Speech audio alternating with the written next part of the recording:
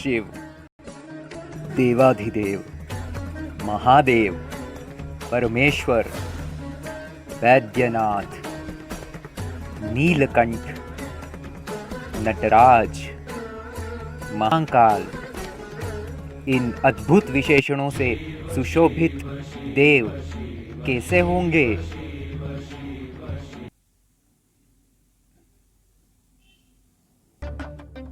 हम देवीय गुणों में इंद्रिय निग्रह यानी इंद्रियों पर नियंत्रण को प्रमुखता से रखते हैं। श्रीमद् भगवद गीता बताती है कि जिस कर्म को करते हुए आनंद अनुभव हो उसका परिणाम कष्टकारी होता है, एवं जिस कर्म को करने में कष्ट हो उसका परिणाम सुखद एवं आनंददायी होता है। जैसे खिलाड़ी बहुत अभ्यास करता है तो परिणाम में विजय और विजय नहीं तो यश अवश्य प्राप्त करता है, परंतु कोई यदि जिह्वा के वशीभूत अधिक भोजन करे तो करते समय आनंद परंतु परिणाम कष्टकारी होता है।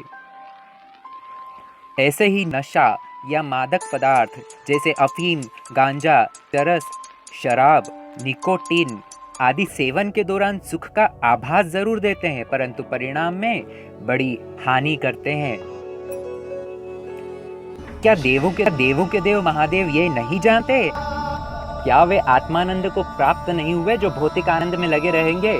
क्योंकि आत्मानंद में लीन भौतिक चीजों के अधीन नहीं होता है, तब ही वह ईश्वर के सम कहलाता है।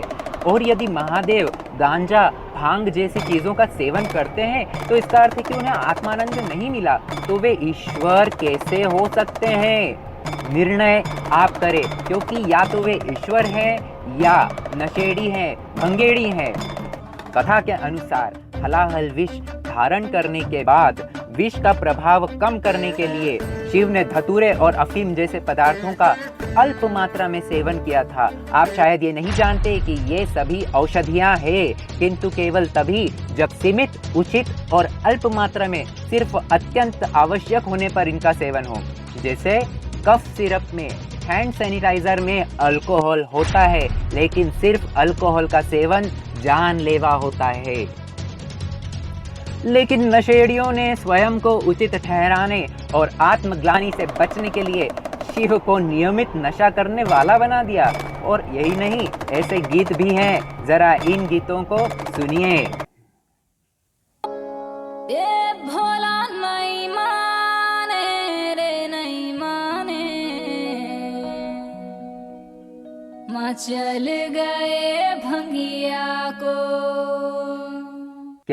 क्या बात है, हमारे माँ ऐसे हैं, एक भांग जैसी चीज के लिए मचल जाएंगे।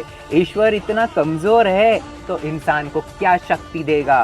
क्या आपका ईश्वर सच में इतना कमजोर है कि भांग जैसी चीज के लिए इस तरीके से मचलने लगेगा? क्या बात है। अब जरा इस अगले गाने को सुनिए। पी गया एक बाल्टी भांग, नीलकंठ। अरे राम, यहाँ तो हद हो गई है।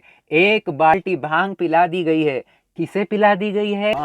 देव को, जो अनंत कोटि ब्रह्मांड के नायक है। अगर आपका आराध्य इस प्रकार का नशेड़ी भंगेड़ी है तो भक्त उससे क्या सीखेंगे? भक्त कितने कर्मवान होंगे। हम ये अब जरा ये सुनिए।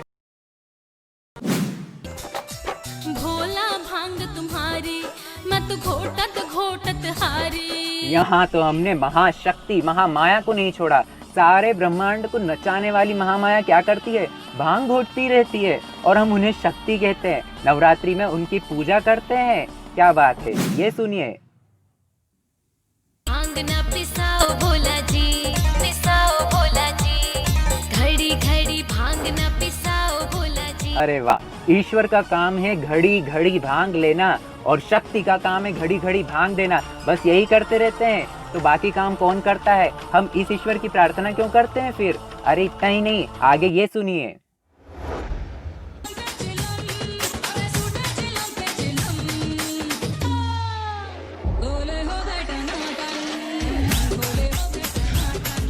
ये सुन के तो शर्म आ जाती है। हम हमारे ईश्वर को, हमारे परम पिता को लिए कैसे शब्द का इस्तेमाल कर रहे हैं?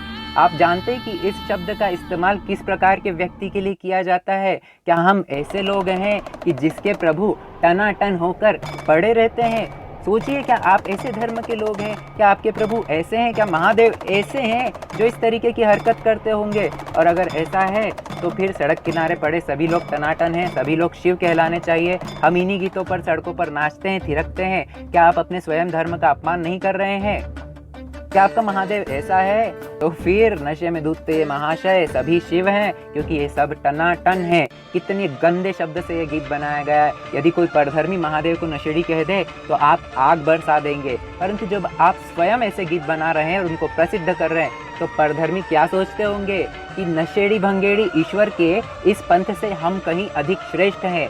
फिर जब वे इसको कहते हैं तो आप बुरा क्यों मानते हैं? हम स्वयं ही तो ऐसा करने के लिए उत्तरदायी है ना। होना तो ये चाहिए था कि ऐसा पहला गीत बनते ही विरोध होना था, पर क्या हुआ? हम ऐसे गानों को एंजॉय करते हैं, उन्हें पसंद करते हैं, हमें शर्म आनी चाहिए। ऐसा ही हाल भक्त शिरोमणि राधा रानी और 64 कलाओं से युक्त योगीराज जगत गुरु कृष्ण का किया है हमने। आज यदि कोई कृष्ण को कामी लंपट कहता है तो हमें आग लग जाती है, पर इसे प्रारंभ किसने किया? आपको कृष्ण राधा के बारे में पता ही कितना है? बस ये कि वे प्रेमी प्रेमिका थे। हाँ थे, पर वह आज के बॉयफ्रेंड गर्लफ्रेंड से लाख गुना ऊपर का स्तर है। आप जिन लोगों को परधर्मी कहते हैं उनसे सीखिए कि ईश्वर मजाक का पात्र नहीं है। राधा कृष्ण के न जाने कैसे कैसे भद्दे गीतों पर व्हाट्सएप स्टेटस चल रहे हैं, शेयर हो रहे हैं। 2012 की करण जौहर की एक फिल्म के गाने ने तो राधा रानी की प्रतिष्ठा की धज्जियां उड़ा दी थी, पर हमने क्या किया? कहाँ गए थे सारे राष्ट्रवादी संगठन उस समय? यदि ऐसे शब्द का इस्तेमाल किसी परधर्मी ने किया होता तो क्या हम ऐसे चुपचाप बैठे रहते? पद्मावत फिल्म में हमने देखा रानी पद्मिनी का किस प्रकार से वर्णन किया गया। फिल्म देखने के पहले हमने कुछ बातें सुनी और हम सड़कों पर उतर आए, लेकिन महादेव को भंगेड़ी, चरसी, राधा को लंपट और कृष्ण को कामी कहने वाले तो हम स्वयं हैं। क्या पाखंड है ये? क्या हम खुद के खिलाफ सड़कों पर उतरेंगे? आज भी ध्यान न दिया तो बच्चे हमसे पूछेंगे, dad why should we practise this nonsense dharma, जो अपने ही ईश्वर की बुराई करना सिखाता है, हंसी उड़ाता है। महिलाओं के प्रति दुर्भावना रखना है तो आपके माँ बाप के संस्कार है, पर कृष्ण को पतित न करें। आपको पीकर सड़कों पर लोट लगाना है तो गधे की तरह लोट लगाएं, पर महादेव को महादेव रहने दे, ईश्वर को ईश्वर ही रहने दे। अपने जैसा न बनाएं और अपने आगे आने वाली पीढ़ियों के सवालों के लिए तैयार रहे। यह आपके हाथ में है कि आप अपने बच्चों को कैसा धर्म सौंप कर जाते हैं। महादेव को महादेव रहने दें और उन्हें बदनाम ना करे, उन्हें बदनाम ना करे। अपने धर्म की रक्षा स्वयं करें। ओम नमः शिवाय।